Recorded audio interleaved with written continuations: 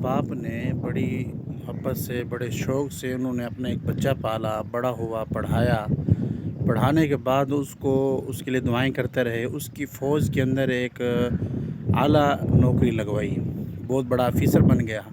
लेकिन वो बेटा माल के नशे के अंदर आके वो माँ-बाप को बुरा-भला कहने लगा, उनको गुस्से होता, उनके साथ झगड़ता।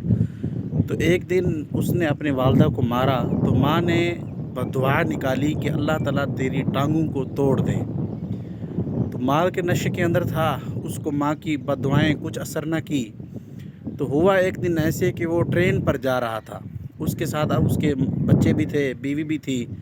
तो जब ट्रेन के पास गया तो ट्रेन आहिस्ता-आहिस्ता चलने लगी। तो उसने अपने बच्चों को और अपनी बीवी को ट्रेन पे जल्दी से चढ़ा दिया और ख़ुद उसके तेज़ी से भागने लगा, तो ट्रेन भी थोड़ी-सी तेज़ हो गई।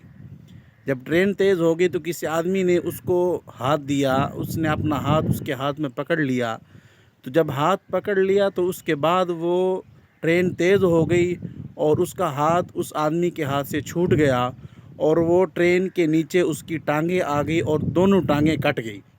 उसने हिम्मत नहीं हारी, लेकिन वो रो-रो कर कहने लगा कि ऐ लोगों, अगर बदबख्त देखना हो तो मुझको देख लो। बड़े बंदे हैरान हो गए, सारे उसके पास इकट्ठे हो गए। तो उसने बताया कि मैं ऐसे ही माल के नशे के अंदर, बड़े ओहदे के नशे के अंदर आके तो मैंने जो है अपने वालिदैन को धुतकारता था, उनको गालियाँ निकालता था, मारता था। तो आज उसी का सिला है कि अल्लाह ताला ने मुझे ट्रेन के नीचे देकर मेरी दोनों टाँगों को अल्लाह ने तोड़ दिया है। तो इसलिए जो अल्लाह ने माल दिया है, इस माल के अंदर आकर अहले हकूक़ के हकूक़ को अदा करना,